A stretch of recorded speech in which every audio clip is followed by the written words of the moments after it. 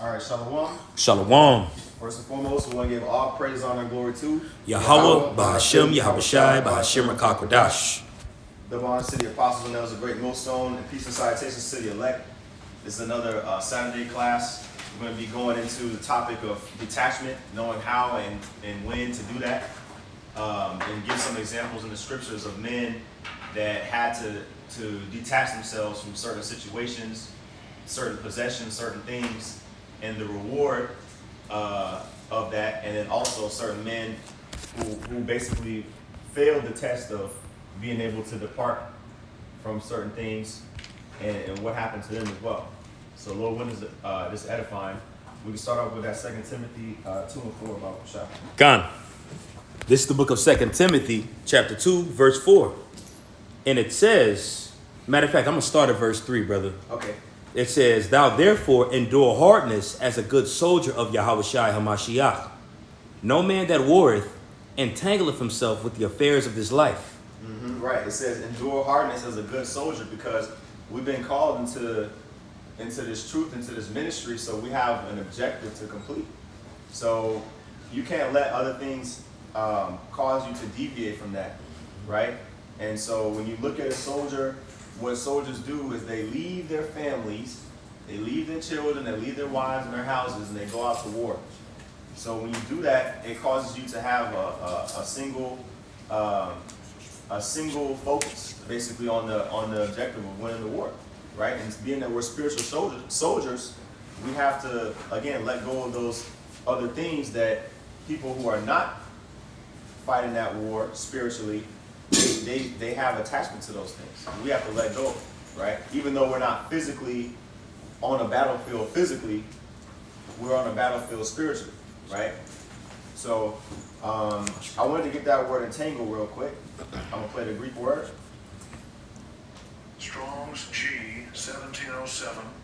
Impleko. Okay, it says impleko. It says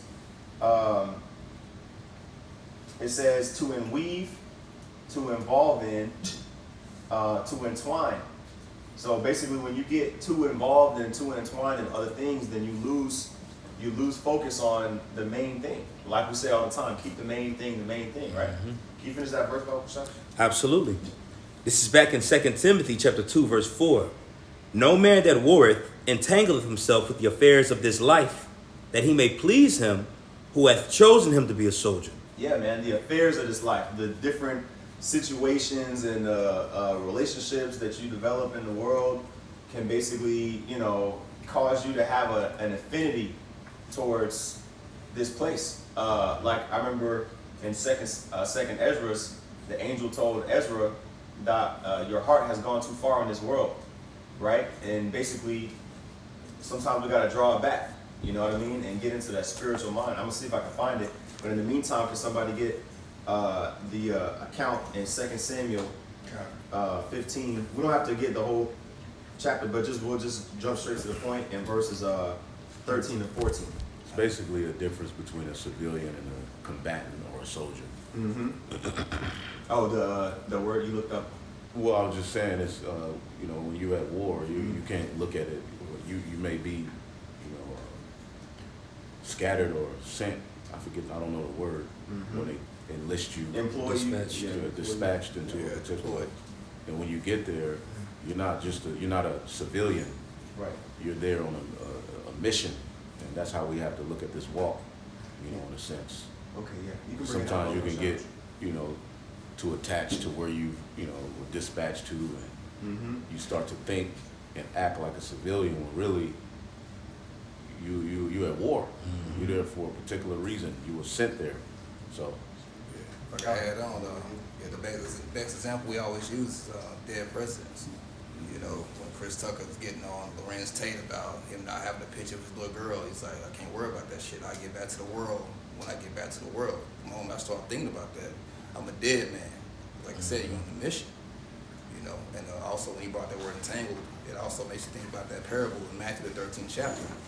When how shall I list all the different situations about coming into this truth, and one of it is the cares of this world can start to choke a man out. After you endure for a while, but you start caring about the world. it can choke you out, so it can entangle you because you too focused on not the mission, Right. on other things. Right. You got that. Second Samuel. Oh yeah. Before we get to 2 Samuel, if you don't mind. Hey, 2 Ezra chapter 4, and I'll start at verse 1. It says, "And the angel that was sent unto me, whose name was Uriel, gave me an answer, and said, Thy heart hath gone too far in this world, and thinkest thou to comprehend the way of the Most High?" Yeah, and in the GNT, there's a title that says the human mind cannot understand the Most High's ways. You see, so when you are thinking carnally minded, you're not going to be able to see the task set at hand, right? So you have to separate yourself, like we say a lot. You got to get out of your own way, take yourself out of the equation, okay? Because there's a common goal that requires a group of people in order to accomplish. That reminds me of 1 Peter chapter 2. I'm gonna get that, but in the meantime, can you get that 2 Samuel, Barbershop? This is 2 Samuel chapter 15 and verse 13, and it reads, "And there came a messenger to David, saying, The hearts of the men of Israel are after Absalom. And David said unto all his servants that were with him at Jerusalem, Arise, and let us flee." Let's pause there real quick. Again, we could have read up and started from verse 1 and read the whole situation, but I'll just give a summary. So Absalom was David's son, and Absalom made a conspiracy to have basically people proclaim him to be king over his father, right? So when you read verse 13, read it again, Barbershop.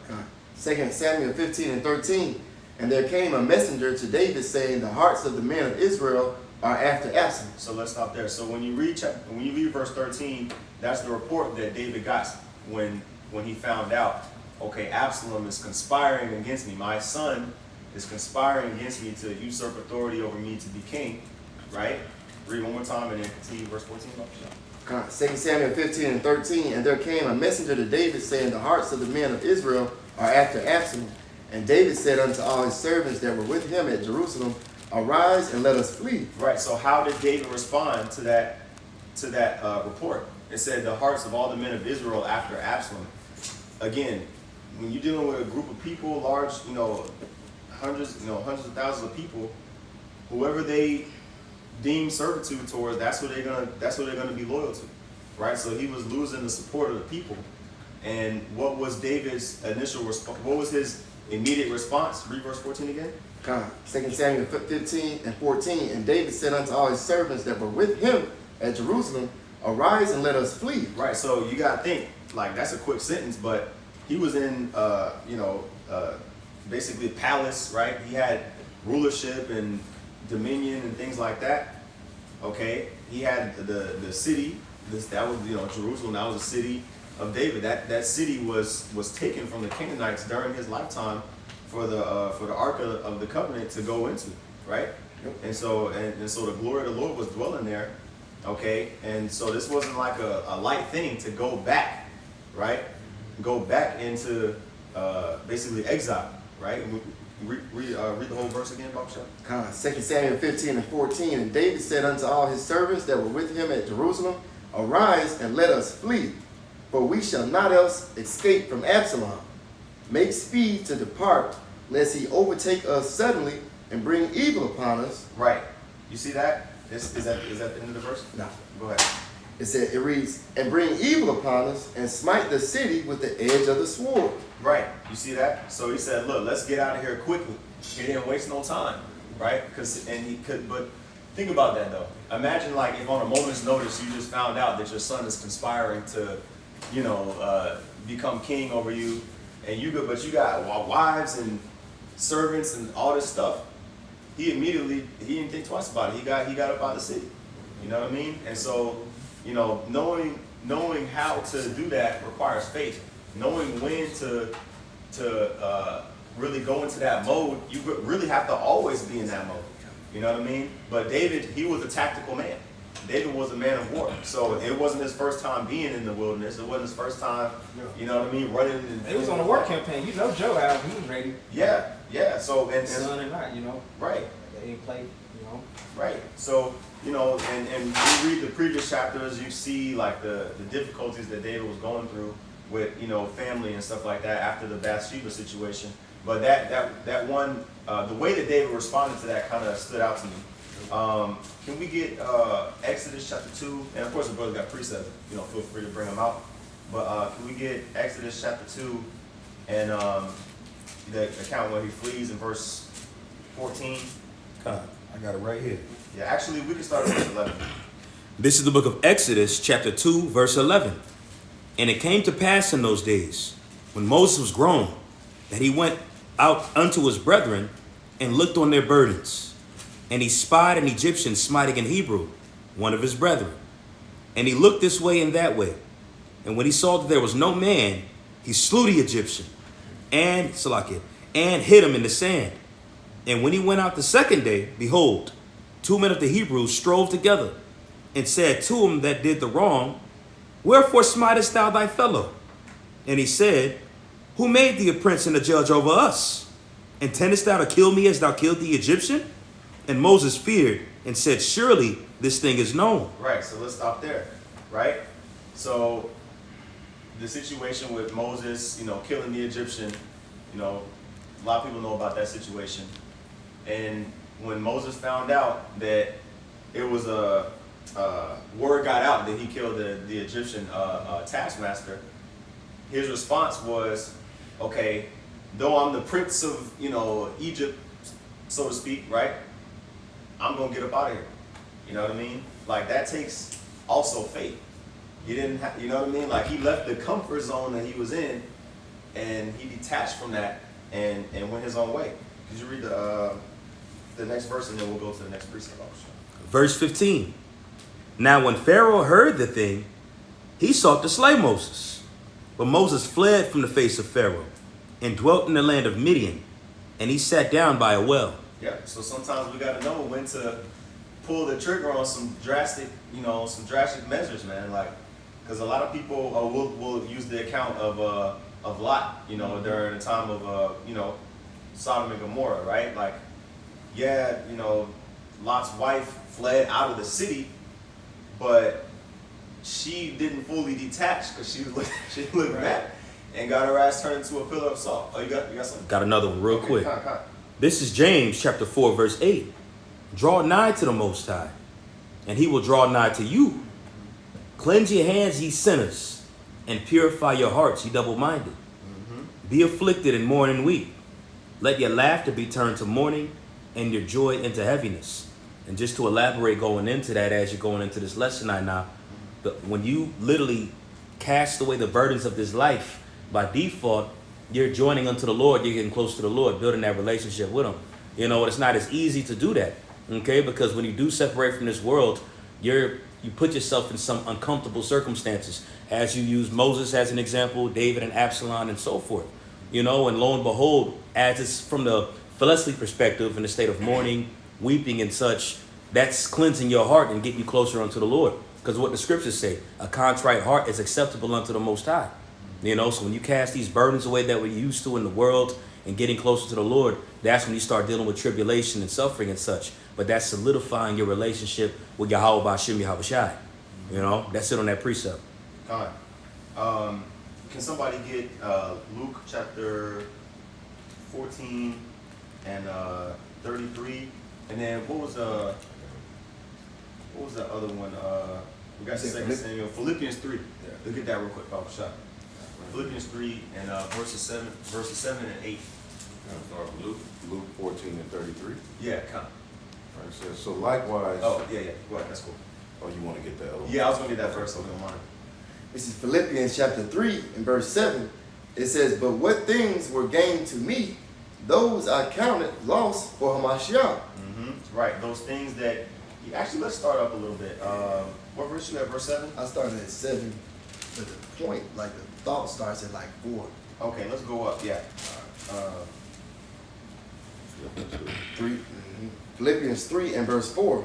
It says, Though I might also have confidence in the flesh, if any other man thinketh that he hath whereof he might trust in the flesh, I more. Yeah, so going back to Paul's background, Paul was a Pharisee, right? Originally, he was, trained under the law. He was a student of Gamaliel, so he knew the law. He knew that basically he knew the customs of the circumcision, right? Right.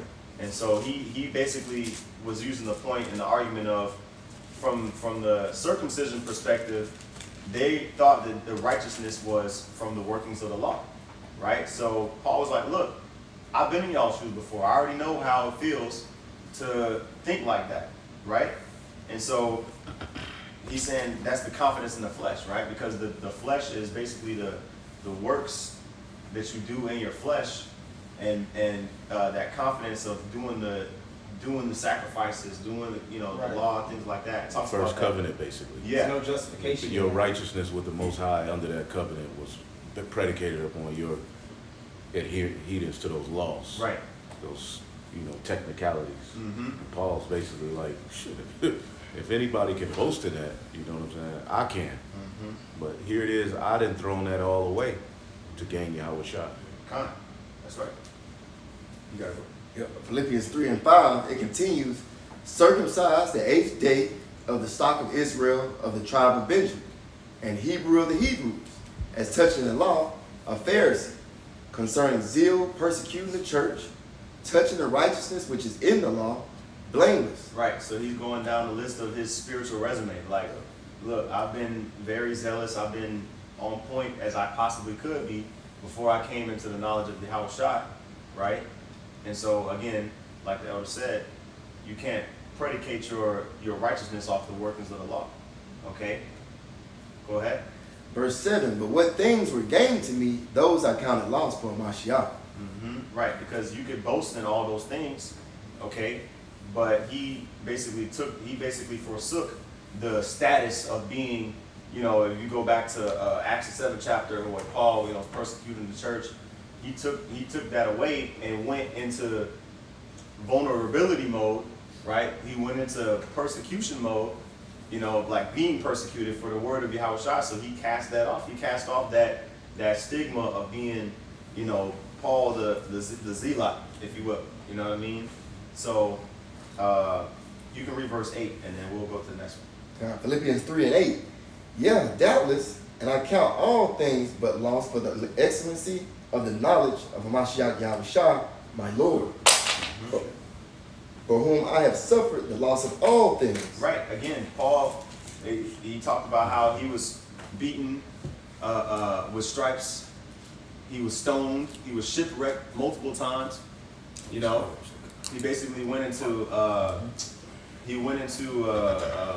nomadic type of lifestyle where he was going out and preaching across the known world at that time.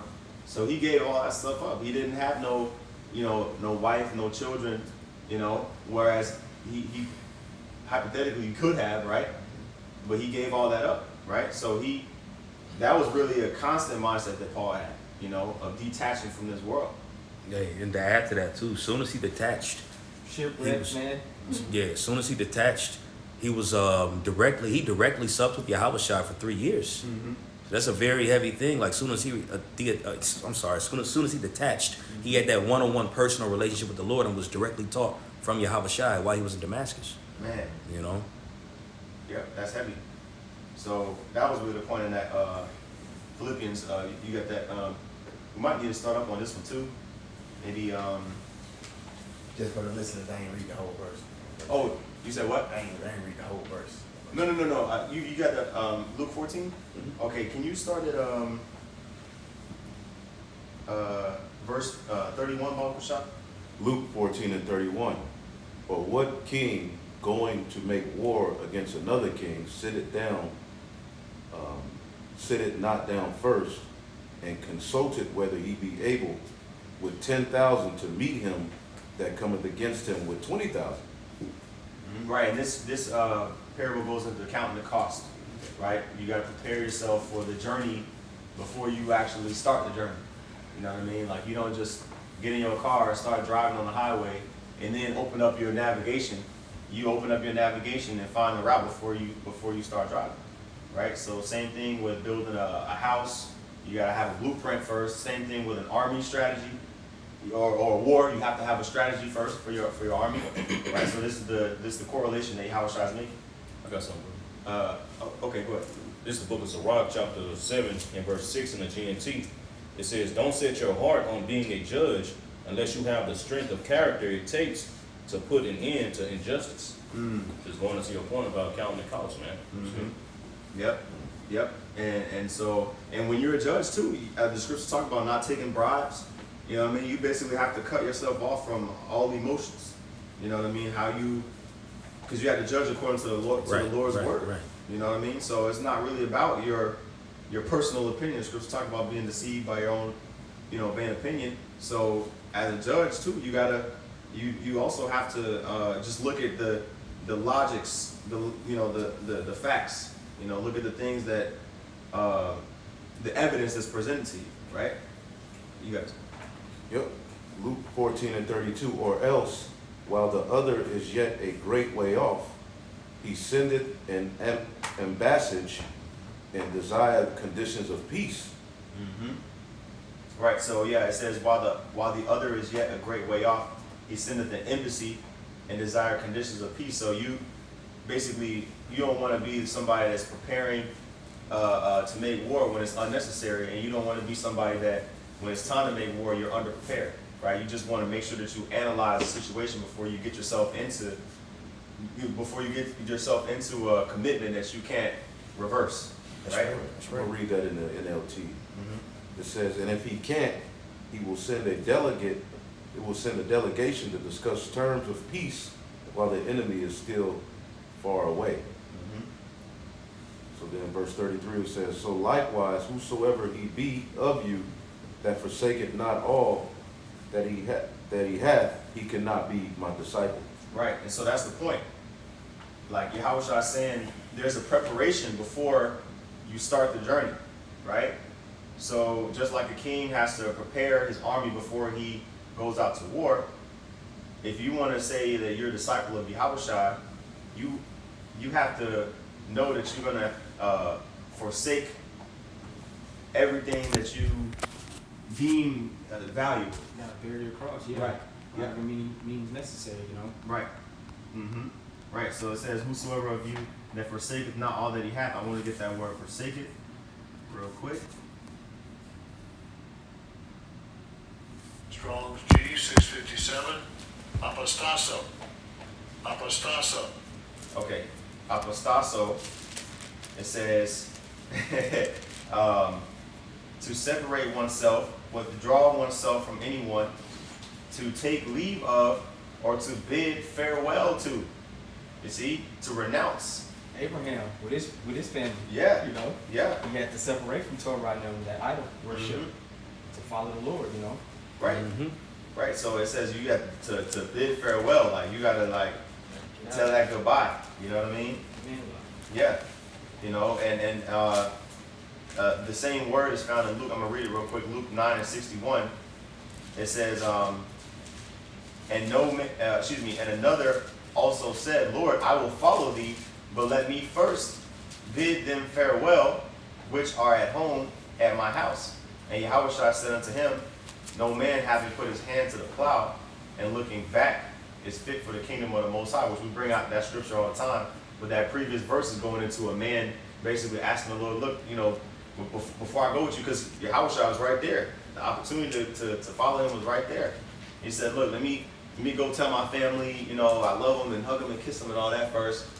You know what I mean? And set my house in order and then let me go. Okay? And Yahushua said, look, basically, you can't start this work and then go back to your family, so you better figure out which one you want to do. You know what I mean? Because Yahushua, man, he can read spirits. Exactly. You know That's it right there. there. That's it right Yeah. You in my head right now through the spirit. Yeah. I was thinking about the same thing because you do have the example with Elisha, who actually did go to kiss his father and his mother on the cheek to follow the Lord, serve the Lord through under the tutelage of Elijah. Yeah. And that could have been running through that man's mind, going over there doing the same thing Elisha did. But you said it, Yahweh can read those thoughts. Who knows what could have been in that person's spirit? His parents could have been like, no, you got to do this, you got to do that. Yeah. Well, what about me? Yeah. And then you end up no, I got to take care of my parents, and then and Right. we've seen it ample times in the truth of guys that are in that spirit. Right. So you said it. Yahweh Shah can read those spirits. Best bet just to serve the Lord, and if the Lord sees fit, your family follows. It'll be that opening right there. Yeah. But that's the opportunity that's right there at that moment with Yahweh Shah. Yeah. Yeah, and a lot of the interactions between Yahweh Shai and like certain individuals, they were like specific instructions. Sometimes people can like read Yahweh Shai's replies and think that it just applies to all situations. Like obviously, like you know what I mean. Like it wouldn't necessarily have been going off to say goodbye to your family in this instance, but Yahweh Shai will always say things kind of like in advance before people was even able to, you know what I mean? Basically, because he already knew how people's mind, like certain people's mind was. You know what I mean? This guy may have been, like you said, entangled in his family. Had that family demon on him. You know what I mean? So that's why Yahweh Shai had that response. Other, situations may have required for a different response. So you're just trying to procrastinate and delay doing what you're supposed to do at that time. Yeah. Yep. There's a sense of urgency that Yahweh Shai was looking for. That's what he right. wants, just pure devotion. That's right. Yeah, and so, but I got that. I brought that out because that same word, farewell, is the same word here for forsake in Luke 14. So if we could go back to that. Actually, I think that was the point. So that was the point on that Luke 14. And then also, if somebody could get I keep saying Luke, Matthew 19. And we'll start at verse 21. I got it. If you, whoever got 3-7, we got first.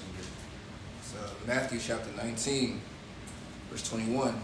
Yahweh Shai said unto him, if thou wilt be perfect, go and sell. Oh, you know what? I'm sorry, brother. We got to go up on that one. That's let me see. Okay. I got that with Heaven Mark. Let's start at 16. Yeah, that's what I was gonna ask. Baruch Hashem. Matthew 19 and 16. And behold, one came and said unto him, Good master, what good things shall I do that I may have eternal life? And he said unto him, Why callest thou me good? There is none good but one, that is the Most High, Yahweh. But if thou wilt enter into life, keep the commandments. Right. So let's pause there. So this one young man that came unto Yahweh Shai, it talks about how he was a ruler. He was a rich, young ruler. When you read in Luke, it says he was a ruler. Okay, and so he had many possessions, right? But it says he wanted to know what he could do to find eternal life. He was like, okay, I'm trying to get down with what you preaching, Lord. Which is, who wouldn't say that they want eternal life? Even the Samaritan woman at the well, she was like, shoot, I want some of that water that when you drink, you don't get thirsty again. Like, that sounds good, like, for everybody, right? Sounds like a good deal. But it requires a sacrifice. So, Yahweh Shai said, look, if you want to enter into life, you got to keep the commandments, right? So, his mind was, oh, well, I should be good then, because I keep the commandments, right? Let's see, read more of that about Shai. He saith unto him, which Yahweh Shai said, Thou shalt do no murder, thou shalt not commit adultery, thou shalt not steal, thou shalt not bear false witness, honor thy father and thy mother, and thou shalt love thy neighbor as thyself. Yeah. So this is the some of the 10 commandments that Yahweh Shai, that he was telling him, and I'm sure he probably heard it before. So he was probably happy to hear, like, okay, that's all I got to do. I should be good then, right? Go ahead. The young man saith unto him, All these things have I kept from my youth up. What lack I yet? Yeah, so he was like, well, I've been doing this already, so I ain't in the kingdom yet. What, like, he was trying to kind of too. It's still like, he was just what lack yet I yet? Yeah, like what else am I supposed to do? Because obviously that's not the only thing. Because I've been doing that. He's saying, look, I ain't never, he's saying he never killed nobody. He never, he never committed murder. He never committed adultery. He didn't steal. He didn't, lie, bear false witness, right? He honored his father and his mother. So he was like, well, I've been doing that. So what else, right? Go ahead. Yahweh Shai said unto him, If thou wilt be perfect, go and sell that thou hast, and give to the poor, and thou shalt have treasure in heaven, and come and follow me. Yep. So Yahushua, going back up a couple verses, he told him what he needed to do in order to enter into the kingdom, but he wanted to enter into the kingdom now. Like, he was trying to basically make it to where he could get in, you know, because at that time, what was one of the things that his disciples even was asking him constantly? The Lord was being asked constantly, are you going to bring the kingdom now? Are you going to bring the kingdom now, Lord? People thought, you know, that the kingdom was coming in their lifetime because Yahushua was there, right? So Yahushua said, look, if you want to be complete, which is what that word perfect means, then it says what? Sell all that you have and give to the poor, and you're going to have treasure in heaven, right? And then we got to see how he responded. How he responded, we're going to get some commentary on that too. Verse 22, but when the young man heard that saying, he went away sorrowful, for he had great possessions. Right, so he had the opportunity to basically come out on top and just follow the Lord, but he basically let that condemn him by saying that, you know, well, damn, I got too much stuff to let go of. You know what I mean? I can't see myself letting go of all the lands that and the scriptures talk about basically what profit has a man for all the labor that he does under the sun, because when you die, you give it up anyway, right? But he valued those possessions over basically following the Lord, right? So I want to get some of the commentary on there. I'm gonna get the David Guzik. Get that guy. Okay, so it says under the part where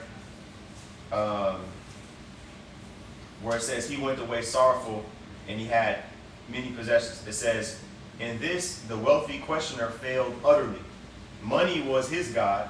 That's why Yahushua said you cannot serve the Most High and Mammon. Because right here. Oh, you do? Okay. I mean, it's all through the Spirit. You know, if you want it. Yeah, Yahushua, go ahead. I'm going to start at verse 20 in Matthew 6.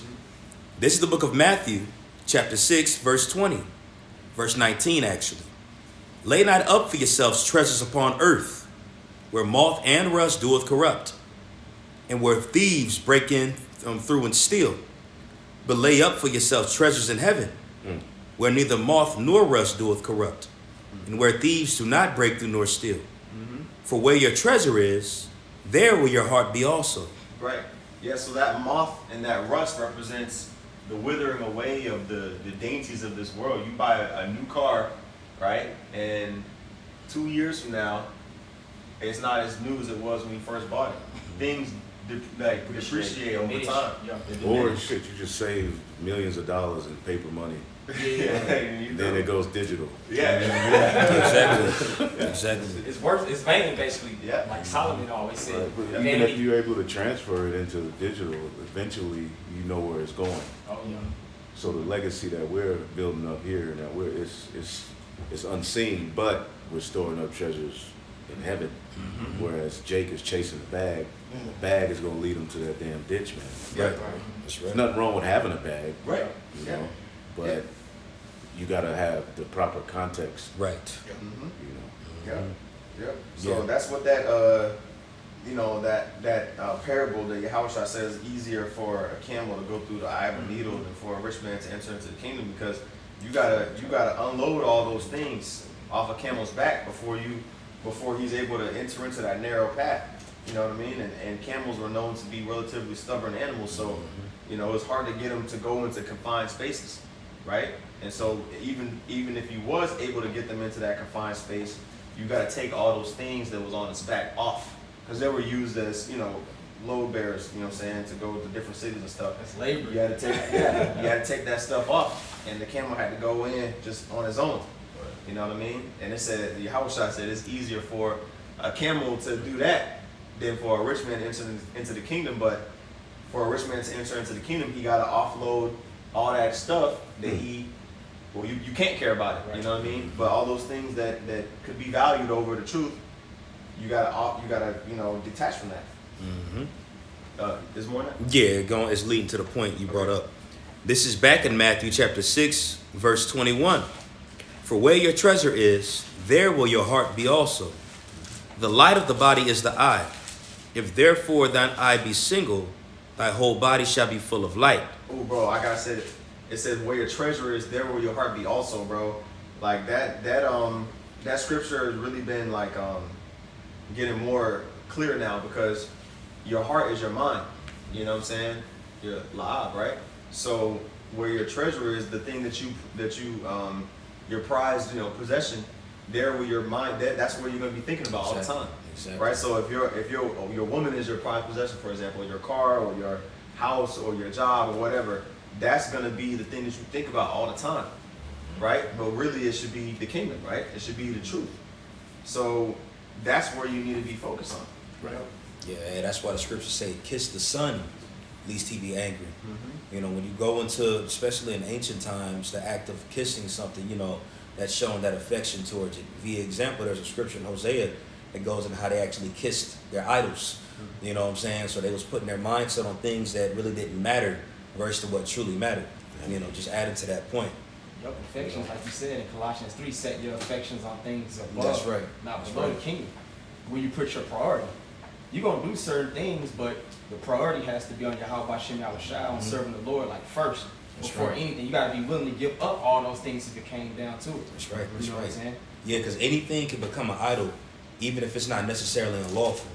You know what I'm Right. saying? It could be something ceremonially lawful, but if you put your heart to it, when I say ceremonially lawful, I mean, playing the game or driving your car, liking cars, is not unlawful. Eat But if wings you're, or whatever. yeah, exactly. But if you do too much of that, then Yeah. it can become an idol because you're focusing on that versus focusing on the Lord. Yo. Yep. I think. Okay, Con. I was gonna say. I think it talks about how the staff that Moses had, or something that he made, ended up becoming an idol. I know the ephod. They started worshiping it. Yeah. You know what I'm saying? Okay. There was a couple of things. Yeah. Throughout time. I think there was another The that kind brass of serpent just- too. The brass serpent. brass Yeah, serpent. the water. Yeah, so I meant to say the brass Brass serpent. serpent. Like they started, idolizing Yep. the items over the power that, you know what I'm saying, That's that those items were basically used to do the Lord's work. Like, but that shows you have to be spiritual in order to understand where the power is coming from. You know That's what I right. mean? So, is that it on that? It's going right into the verse that you quoted. Okay. This is the book of Matthew. I'm just jump straight to verse 24. Matthew 6:24. No man can serve two masters, for either he will hate the one and love the other, or else he will hold the one and despise the other. You cannot serve God and mammon. Right. See, you can't. That's like, even like on a level of like having, two women, or having two cars, or having two jobs. Like, you're gonna one's gonna be your favorite, and the other one's gonna be not as favorite. You know what I mean? Like that's just the right. case of the matter. Like, even if you have, let's just say for example, two women. There's a good example of that in 1 Samuel chapter 1, when Elkanah had Peninnah and he had Hannah, right? And he loved Hannah greatly, you know what I'm saying? But she was the one that was barren. Peninnah was the one that was, not as desired, but she was the one with the baby. Same thing with Rachel and Leah. Yeah. You know what I'm saying? So, I mean, even if you have two jobs, you got a main job, and you got a side gig. You know what I mean? So it's many examples of that. But Side one, but Yeah. does more for you. Yeah. So it's actually starting to come up, but but That Fun side. with it. You have more fun with that money from that side. That's the fun money right there. yeah. So but it says you cannot serve two masters, right? So of course the Lord, that's the ultimate example. You know what I mean? You can't serve the Most High and then claim that you can't. That's why we say things like, if people that call on Jesus and stuff, like there's certain things that people do that we know, okay, they don't believe in the Lord. You know what I mean? They don't believe in Yahweh Shem Yahushua because they follow this path. They worship this. That's contrary to the truth. So, you got precept? Okay, go ahead. This is Colossians chapter 2, verse 6. It says, as ye have therefore received Hamashiach Yahushua the Lord, so walk ye in him, rooted and built up in him, and established in the faith as ye have been taught, abounding therein with thanksgiving.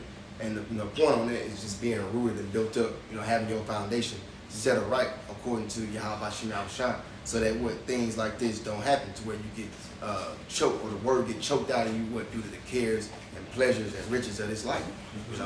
Yep. That's part of the how to detach. Is as having like you read it in that Matthew shar, keep your eyes single. You know what I'm saying? Focusing on a task at hand, and knowing no matter what, whether you on an airplane, overseas, on a boat, in the car, outside, at a restaurant, whatever, you always keeping the Lord in your mind. That's how you stay in that mode of being ready for whatever comes your way. You know what I mean? To the best of your ability. But the scriptures say that the Lord is not going to put us in a situation, roughly paraphrasing, that we're not going to be able to overcome. So like I said, it just boils down to having faith in that. That's why he says to the rich man, he's like, all right, you good carnally. Now let's see where you have faithful-wise. And that's the main thing that you got to keep at the forefront of faith. To say without faith it's impossible to please him. And that was Yahushua biggest pet peeve, was when you wasn't showing faith. Yeah. When I come, shall I find faith on the earth? So really, that was the last precept that I had. That one. Okay, come. Yeah, this is 2 Timothy 4 and 10. This is Paul, as he was going on his mission. There was a particular individual who left him named Demas. It says, Demas has deserted me because he loves the things of this life and has gone to Thessalonica. All right, now I'm going to read a commentary on it. All right, he loved this present world.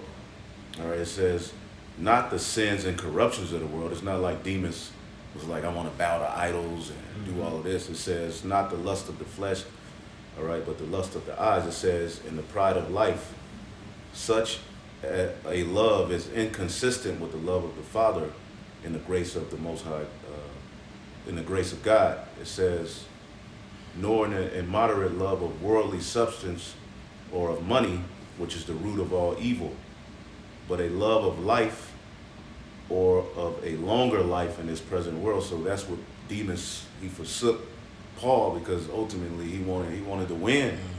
He was like, shit. That's a good one right there. You know what I'm saying? He was like, he was desirous of living longer in this world and chose not to hazard his life by staying with the Apostle Paul, a prisoner at Rome, and therefore left him and provided for his own safety and security, and has departed on to Thessalonica. All right. So basically, he left Paul. He was like, man, shit, Paul a prisoner. I'm being persecuted. He was like, shit, I'm losing. I could be doing this, that. So he departed. He left Paul on the mission. He was like, man, I'm out, because he loved that present world. So again, to be a disciple of Yahweh by Hashem Yahushai, it takes that mindset that we read in Revelation 12. I'll get it real quick. Revelation 12 and Revelation 12 and 10. It says, I start at 11. It says, and they overcame him by the blood of the Lamb and by the word of their testimony, and they loved not their lives unto death. And that's a key aspect. And it's going to be a test for us all, because really what it's going to boil down to when it's all said is done, once the persecution really hits, do you really love this life, or are you really like, F it?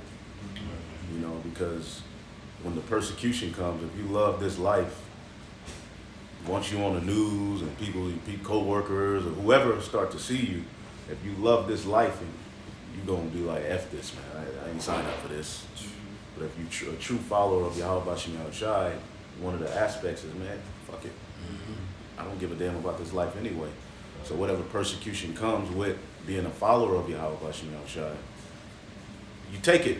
That's right. You know what I'm saying? Demas was like, hell no. Yeah. He said he loved the present world. He's loving. And Paul wrote that in his letter, because he had that example. And You got to be mindful of that. That's a cut, man. That's beautiful. Because the whole time you doing this thing, and you preaching, you're going out, like there could be something in you where really this present world has a grip on you in a way that you may hide from brothers.